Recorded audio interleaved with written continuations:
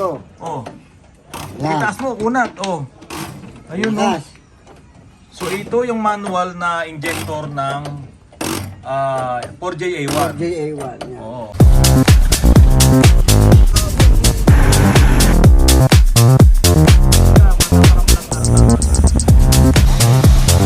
Okay.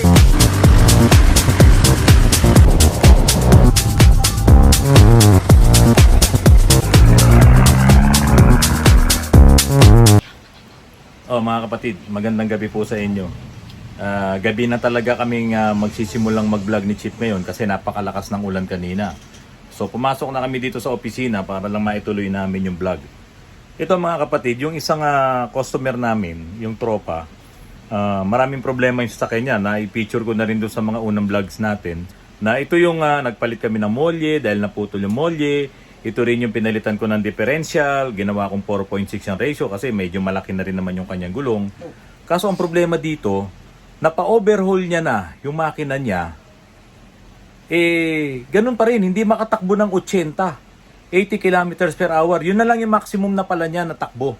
Hindi nagagalit ang makina. So, napa-overhaul na rin niya yung kanyang injection pump. At yun nga, inalaman ko lang kanina na dalawa na pala yung calibration center na pinagdala niya nung kanyang injection pump. At ito po yung nakita namin doon sa kanyang injection pump. Pakita mo lang, ano ba? Pinapakita mo lang. Ito. May pagkakaiba dito. Parehong modelo, magkaiba ng pyesa sa loob. No? Yung gas-gas niya, nasaan? Ito binaliktad, di ko alam kung bakit. Tignan yan ng mga rin. Lalagyan ko ng mga, dito pinapasok ng mga ribaba. So yun yung baliktad. Baliktad ang kabit niya ng ganyan. Chip, magandang gabi sa'yo. Yan. Magandang gabi sa'yo. Gandang gabi. Dito sa particular na case na to, itong customer natin na ang talagang kaya siya pumunta sa atin ay dahil sa nawawala na siya ng pag-asa doon sa kanyang sasakyan dahil nga hindi makahatak. Hindi makahatak, oo, dahil napa-overhaul. Low power talaga. Low power, napa-overhaul niya na manual transmission naman.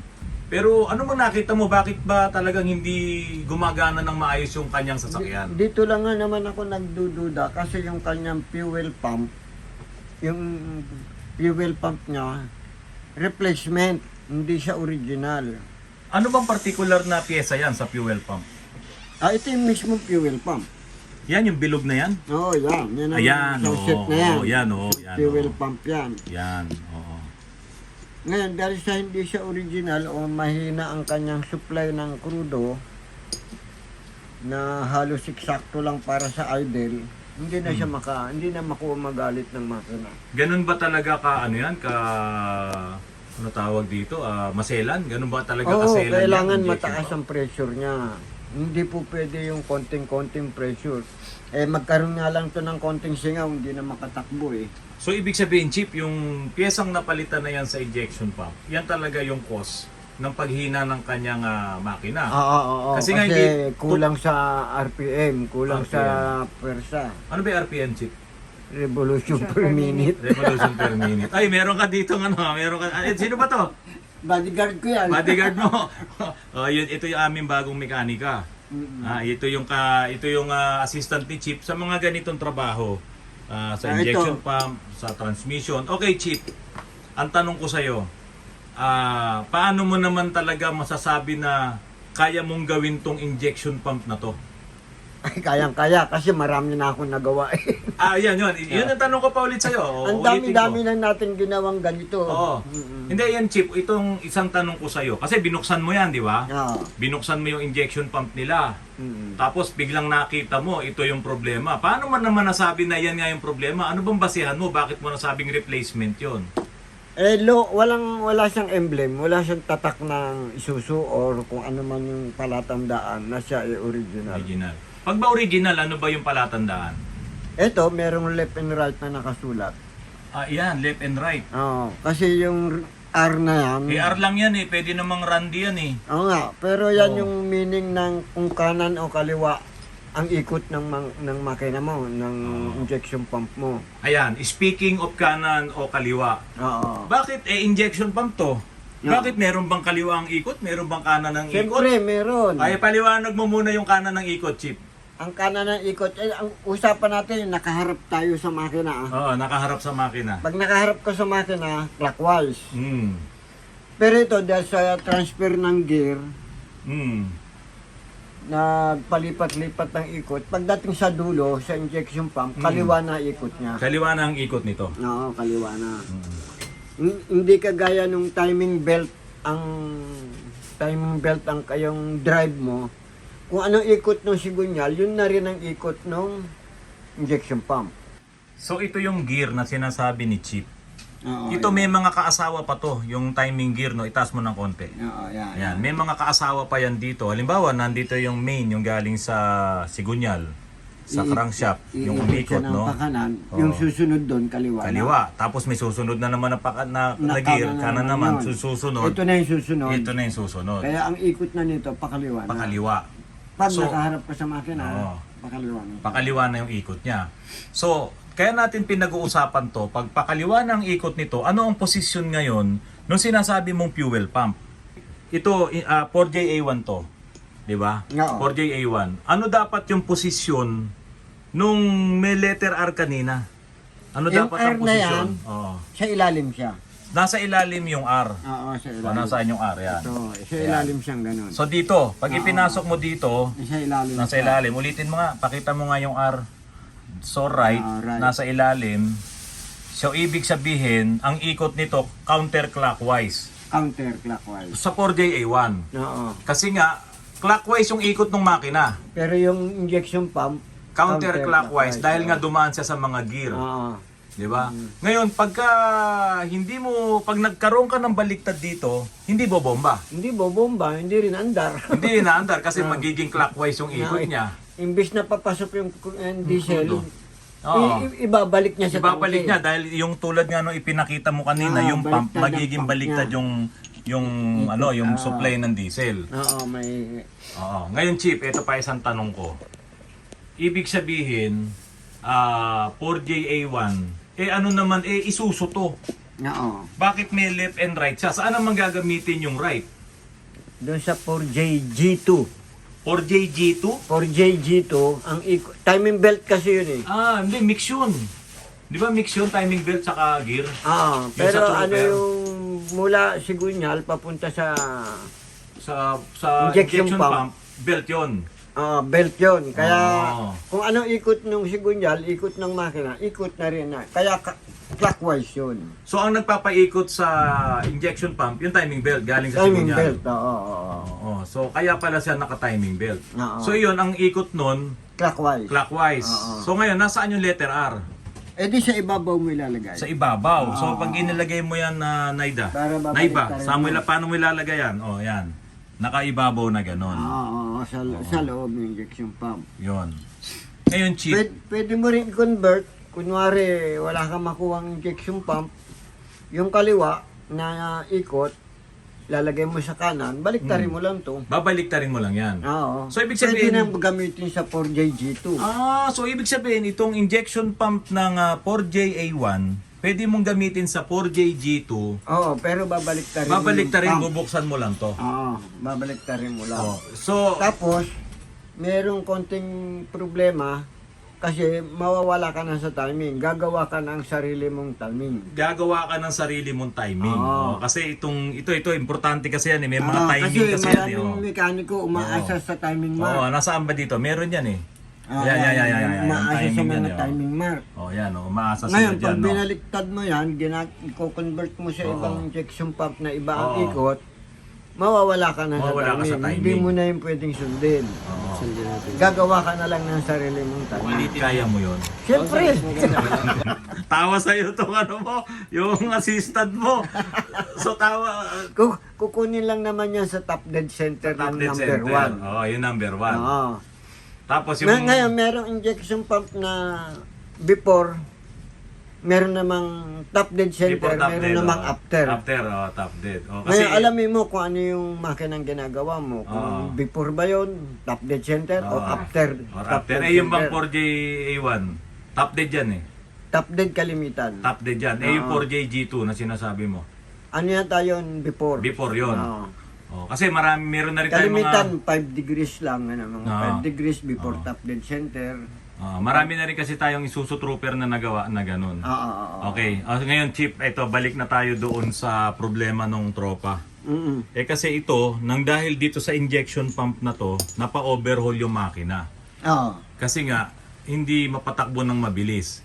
Ngayon, pumunta sa atin, binuksan ko na rin yung differential, baka ako sobrang low speed. Oo. Kasi meron tayong naging customer na ganun, tropa din, ang nakalagay sa kanya 5.1. Oo. Walang problema makina niya, walang problema transmission, pero ang nakalagay na differential 5.1. Talagang hindi makatakbo ng mabilis. Oo. Eh, Chip, ito kaya, sa tingin mo ba yung findings natin na ito yung problema kasi hindi siya makabomba ng malakas? Oo, kasi ang findings natin, yung kulang sa revolution yung kanyang makina, walang RPM eh. Mahina. Mahina. Kumbaga sa ano, walang galit. Walang galit. Oo, ngayon, dito natin sa injection pump kunin. Okay, Chip, may isa pa akong tanong. May nakita ka pa na mali na inassemble nung huling gumawa. Ito lang. Ano yung mali? Ito sa advancer to eh. Sa advancer, Dito yung atin eh. Ito yung kanya. Kinabit niya ng baliktad. Baliktad, ganyan, Dapat dito sa mga hole na to, dito pumapasok yung mga ribaba eh. Ribaba, Na mga dumi, mga nagagasgas sa loob. Eh, binaliktad niyang gano'n, yung ribaba, iipit na rito sa advancer, lagi na siyang naka-advance. Lagi nang nakatulak. Iipit siya dun sa advancer. Oo. Pagka ganun ba, hindi ba siya makakabigay ng lakas kung laging nakatulak yung ano? Wala na Yung tayo sa advancer. timing eh. Nawawala tayo sa timing. Mawawala sa timing pag nagka-problema yung advancer. Oo. So pag hindi gumana yung advancer na yon at nagka-problema siya, babagal din yung sasakyan, hindi rin Babagal din, makakabigay. hindi siya mag-a-advance or atrasado siya, ganun. Wala siya sa timing. Hindi siya magtatrabaho na maayos. Oo. So talagang doon pa lang nakita mo na rin na pwedeng ito yung isang problema. Oo, binaliktad nila eh. Oo. Saka isa pa, kaya alam mo rin, Chip, na yung mga pyesa nilang ikinabit mali kasi Matagal na akong gumagawa nito eh. matagal ka na gumagawa niya. Kakilala ko na yung pyesa. Oo. Pangalawa, meron tayong original kasi nababasihan Ang mga din. pagbabasihan. Palagi kasi kaming merong mga pyesa, lalong-lalo na yung injection pump. Hindi ako nagpapawala ng isang unit ng injection pump. Kasi po, merong isang pagkakataon na nag-rescue kami ng isang tropa, si Bro Jayap. Si Bro Jayap, nasira mismo yung injection pump niya sa Pampanga. So yung injection pump na yon, kinalas namin, ikinabit natin yung atin. Nakauwi tayo rito. Sandali lang. Sandali lang, Hindi tayo nagtagal. Hindi tayo nagtagal. Kaya kami, palagi kaming may naka dito, standby. Naka-standby na injection pump na maayos. So ngayon, ito po, ipapakita naman sa inyo yung Chip, yung mga pyesa ng injection pump, isa-isa. May idea lang po kayo kung ano ang mga trabaho. Ito po, tignan nyo po. Chip, ano-ano tong mga pyesa na to? Ito, ano to? Ito yung plunger assembly. Plunger. Ito yung magbibigay ng pressure ng crudo papunta sa nozzle. Sa nozzle. Ito yung may firing order. Dito ka kukuha ng firing order. So ito, umiikot-ikot to, nagpapabago-bago yan. Naglilipat siya ng Naglilipat-lipat. pressure. So yan yung may timing din, no? Mm. Chip, paano kung masira yung plunger? Hindi andar. Hindi aandar. Walang andar. Paano kung napalitan ng malaking plunger? Ayun, malakas naman niya yung humatak. Malakas umatak. Malakas din sa diesel. Malakas din sa diesel. I-explain mo nga sa kanila, Chip, yung yung Highlander saka yung modelong Crosswind. Magkaiba sila ng plunger. Magkaiba ng plunger. Yung yung Highlander old yung model, luma. walang turbo. Dito kumuha ng malaki yung kanyang Yan. ito malaki yung kanyang plunger. Oo. So Yung malakas shafting, ang supply ng crudo. Oo. Ngayon itong mga modelo maliliit na, Oo. pero nilagyan naman ng turbo. Nilagyan ng turbo para Kaya lumakas. malakas din. Oo. So ang bumawi sila sa turbo. Oo, sa turbo naman sila bumawi. Kaya yung Highlander, Chip, masyadong masyadong maselan. Konting pihit mo lang nung injection pump. malakas na. Umuusok. Kumakain na. Oo. Umuusok na. Umuusok kasi lalakas yung diesel, mahina naman yung hangin kasi Oo. naturally aspirated lang siya. Alam mo ba yung naturally aspirated? Siyempre. Hindi niya alam, ituro mo yan. Hindi niya alam yung naturally aspirated engine. Samantalang yung mga modelo na may turbo, hindi siya, meron talagang Nagtutulak ng hangin. Nagtutulak ng sa hangin, nagbibigay. manifold. Na compress air. Ngayon, Chip, ito ano naman to? Ayan yung magbobomba ng plunger. Ibobomba niya yung plunger up and down. Dito siya dadaan. Ito yung kasama yan dyan. Oo. Dati may nagawa tayo, halos sa ano na to, no? Butas-butas na to. Ay, yun ang pinapalitan. Oo, yan, Papalitan natin pinapalitan. yun. So, Chip, may nabibili ba ng mga pyesa na to na original? Wala eh. Wala akong alam na nabibili. Ang alam ko, sa surplus nga lang tayo kukuha niyan. Oo, sa bagay, kung basta original naman yung maipalit mo, Oo. Kung meron man Magwa-work mabili, naman. siguradong mahal. Kagaya nito isang buong to, ang mahal-mahal. Mm. Pero may bago nito. mm Kaso sa atin, hindi na advisable yung bibili ka ng plunger na nagkakahalagang 10,000. Eh di bumili ka na lang ng surplus Na injection pump. na injection pump, Oo. kompleto na. Kompleto na. Kakabit mo na lang. Oo. Pero yun kasi, Chip, depende kasi yung kung sino kasi yung gagawa. Oo. Di ba? Kahit na bumili sila ng ganitong injection pump, tulad nga niyan, Chip. Ito, isang senaryo. Bumili ng surplus na injection pump. Ang nabili niya itong may-ari nito sa tropa. Na ang Oo. pyesa sa loob, mali. Oo. Ay, ganun talaga buhay. Di ba? Ang Nagkakamali. ililipat mo, mali pa rin. Mali pa rin. Di ba? So, ngayon, ano po yung lesson? Ang lesson po dito, mga kapatid, tulad po nung sa transmission na nagkaroon din kami ng lesson na yung transmission na ibinalik nung gumawa iba na. Oo, napalitan. Hindi po ba napalitan na? Paano kung yung injection pump mo nung iniwan mo napalitan? Pagbalik mo, iba na. Iba na. Oo. Hindi mo naman malalaman kasi hindi mo tinignan yung serial number. Hindi, kasi ganito, yung... Hindi baling hindi mahusay eh, basta mapagkakatiwalaan. Ganon yon. Oo. Oo.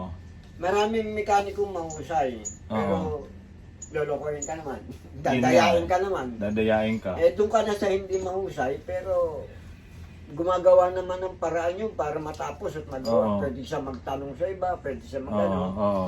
Basta importante, hindi ka lolokohin. The Chip, kaya ako mula noong year 1998 pagkasama na tayo eh. Hindi naman ako mekaniko nung time na yon, pero ang dami ko ring sasakyan na pinapagawa sa'yo. Oo. Ako lang ang niloloko mo eh. Oo, Dahil- parang kala kita eh. Niloloko, kamukha ko raw si Gabi Concepcion eh.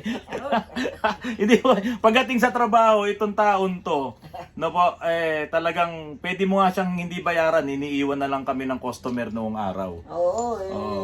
Alam ko yan, marami pong makakapagsabi. Pagdating sa bayaran, hiyang-hiya na. Hiyang-hiya na tayo. Bahala ka na. Hiyang-hiya, Ano oo. gusto mo, ibigay. Paano natin masisiguro ngayon na pag binuo natin yung injection pump ni Sir nung may ni tropa maibibigay natin yung tama. Yung nozzle natin Yung tulad nozzle, nung titignan ko pa rin. Titignan mo Hindi pa pa rin. sigurado sa nozzle. kasi ako duda ko, Chip, ito. Nung sinabi mo kanina baliktad to, Oo. na dito dapat pupunta yung mga ribaba, Oo. nakabaliktad na ganon. Saan pupunta ribaba? Pwede Wala ba nang pumunta sa pupunta. nozzle yun? Oo, hindi naman. Kaya lang, mababago timing kasi yung advancer niya nakakalsuro sa ribaba. Hindi siya papasok sa loob. Yung dumi na yung chip, hindi pupunta sa injector yon.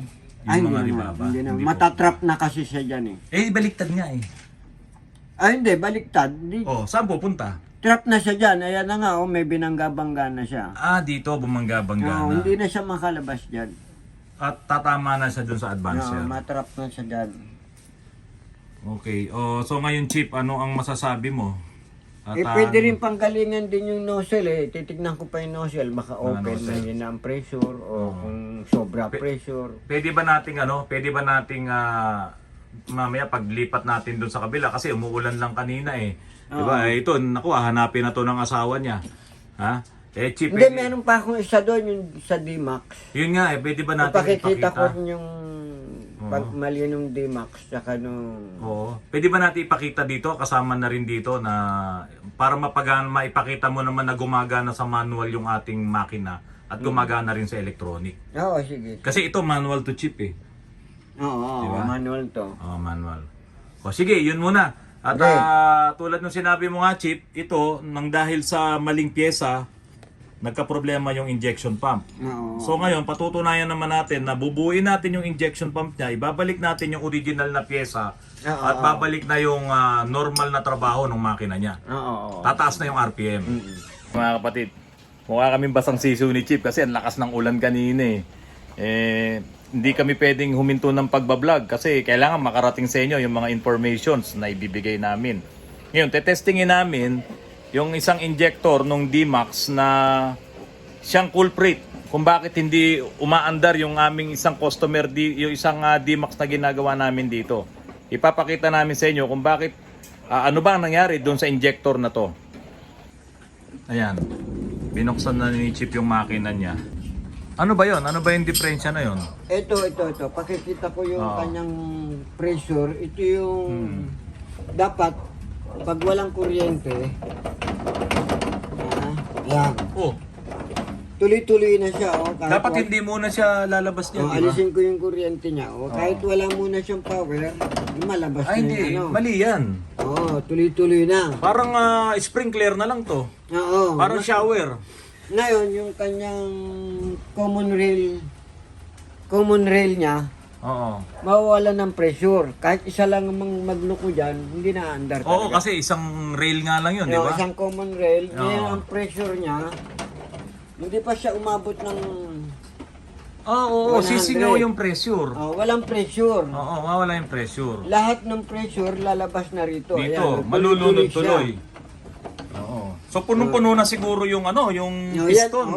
makakasira pa yan Oo. sa makina. Okay, ulitin ko. Yung D-Max dun sa labas, kaya ayaw umi-start nun kasi nga ito nag-pre-flow. Oo. Nag-pre-flow siya, hindi na gumagana tong solenoid. Oo. So dahil nag-pre-flow siya, pag inon mo yung susi, nag-ignition on ka, Tapos Oo. mapupuno na yung Oo. i-start ka ngayon. i-start ka ngayon. Hindi mapupuno yung common Yung rail. common rail. Oo, wala hindi. siyang pressure. Oo, kasi nga lumalabas na Kasi lahat dito. lalabas na rito. Oo, ibig sabihin ito dapat kasi ito Maabot tataas yan dapat ng Oo, 20 tataas yan to 30. Oo. So yun yung pressure Wala, na kailangan hindi sa makina Oo. Hindi, kulang. Dapat sa Oo. 3,000 RPM So ito, hindi pa nasusuklayan, PSI. open. Open na siya. Open siya eh. Open siya. Ngayon Chip, sige nga. Hindi talaga Ah. siya under. Oo. Wala siyang mabibuilt na... Okay. So ipakita mo ngayon yung maayos na injector. Ipakita mo yung maayos na injector. So ito, sira ito. Definitely sira. Parang pinakita ko na yata ito. Meron na tayo, pero ulitin naman. Ulitin natin kasi tatanggalin mo ngayon. Ipakita mo ngayon yung maayos na injector. Ayan. Ito. So ito, tinanggal na namin tong sira. Actually, yung mga kasama nito, in-isolate na namin. In-isolate na namin to. So ngayon, ipapakita namin sa inyo. Ibang Ito yata yung pang pang Montero. Montero yan. Montero yan. By the way, ito yung aming pang calibrate ng mga electronic injector. Kasama na rin yung manual. Ito, meron din kami mga kinakalibrate na manual. Ito, pang 4JA1 to. Itong injector na to. Kaya pagka ayaw umandar, pag ayaw umandar yung inyong mga electronic diesel, Pwedeng meron talagang sirang injector. Pwede nyo itong pagbintangan. Oo. Tulad nga nito, kitang-kita naman natin na siya yung may problema, kaya ayaw umandar. So, ayan. Ito ba, ayan. Walang supply. So, Ayan, kailangan may makabuo pressure ng na. pressure. Ayan. Ito, pakita mo. Ayan. Oo. Tumataas siya. Ayan, may pressure No? na. Wala pa kasi siyang Oo. kuryente. So, May i-assume masisira natin kasi na, pag pinado ko. pag pinuno mo kasi yung halimbawa, inon mo na yung susi. Oo. So magkakaroon na ng pressure, di ba? Oo. Kasi gagana yung fuel pump. So ngayon, pag in-start mo, lalagyan mo ngayon ng pulse to. Ito yung pulse niya, yung electronic device niya. So kanina, pinump ni Chip. Huwag mo munang bubuksan, Chip. Kanina, pinump mo, walang lumalabas. Yan, may pressure na yan. Mataas na yung pressure. May pressure na yan, walang lumalabas. So, para gumana yung buga nito, kailangan magkaroon siya ng pulse. I-on natin yung kanyang... Oo. Lagay muna natin siya sa lahat ng Sa general. Run. Run. Ngayon, aandar na yan. Nandar na yan. Ayun. Saka pa lang siya. Ganyan dapat. Tsaka ganyan dapat ang buga, hindi yung kanina Hindi na yung parang... tuloy-tuloy. parang Yan shower. yung kinokontrol ng computer natin sa sasakyan. Yan yun. Okay? Okay. Tapos tumataas ang pressure niya. Pressure, ayun. Ayun. Umaabot siya ng 3,000. So, i-assume natin, PSI. ito yung pressure ng common rail. Oo. Di ba? O, yan yung pressure dun sa common rail. Ngayon, yung isang sira, dito lang tayo sa 100. Wala, oo. Wala eh. Oo. So, nawawala ng pressure yung common rail. Pati yung tatlong buo, Damay. damay. Damay na yun. Hindi nga under yung makina mo. Hindi under. Hindi under. Oo. So ayan, usapang ano po tayo, usapang injector, usapang injection pump. Yun nga lang, kailangan pa namin ito, hindi ko alam, meron pa tayong ano dito para maisaksak natin tong ano. Manual naman yan. Manual naman to eh. Wala yang ano. Oo. Paano ba gumagana tong manual? Yun ang nalilito ko. Paano Hindi, ba yan? pressure lang ang ano dyan. Wala siyang electronic, pressure lang. Pressure lang. Paano siya bumubukas? Paano siya sumasara? Sa lakas ng pressure. Sa lakas ng pressure. Oo. Tsaka hindi ito yung kagaya ng electronic na continuous siya. Continuous. Sige nga, pakita mo nga sa akin kung paano to. May bisita kami, oh. Yan. Ay, may tagas. Oh. Ayun. Yan. Ayun, ang lakas. Yan yung... Ano yung pressure niya? Ay, halos ganun din. Oh, Mas okay, mababa Chip. siya. Okay, Chip, eto. Kung mahina yung pump ng injection pump, hindi talaga gagana. Hindi Go. Oh. Yan. Itaas mo, kunat. Oh. Ayun, oh. Lakas. So ito yung manual na injector ng 4JA1. JA1. Yan. Oo. Kaya kung mahina yung pressure ng injection pump, Chip, hindi gagana rin talaga. Hindi gagana. Kailangan umabot ka ng 200 So PSI. maaring gumana, Chip, pero yun nga, yung RPM mo, kung mahina yung injection pump mo, hindi magagalit. Hindi magagalit ang makina. Sa pa nga, Ayan. ito po, ito po yung injector ng 4JA1. Oo. Ayan. So ito hindi pa nabuksan, kaya ito mukhang maglilinis tayo, Chip. Iba yung buga nung iba, oh. Oo. Oh. Yun dito, walang buga, oh. Isa pa. Saka itataas natin yung ano. Oh. Walang buga dito, oh. Wala dito, oh. Barado, oh. Yun, oh. Wala, oh. Kulang ng isa. Kulang ng isa, oh. Kulang na isa, oh. Oh, yun, nakikita natin, oh. So ito pong kagandahan nung meron tayong laruan dito. Oh, yan yung laruan ni Chip. So, yun mga kapatid. Isang mapagpalang gabi na naman yung aming ibibigay sa inyo. So, nakita nyo yung injector, hindi pa namin binuksan yun. Merong isang butas na ayaw gumana. Eh di syempre, pagka ganun, pwedeng mag-fuel knock din, no? Na-fuel na. Magpo-fuel knock yun. Tapos sa fuel. Oo, yun. So, yan, dito po sa Autoruns, hindi lang po kami nagre-repair. Naghahanap kami ng problema. Yung mga ito, tulad ng isang injection pump na to, hinanap namin talaga yung problema. Kasi po, bihira naman din talaga sa shop na sila yung nagka-calibrate at nag-overhaul ng injection pump.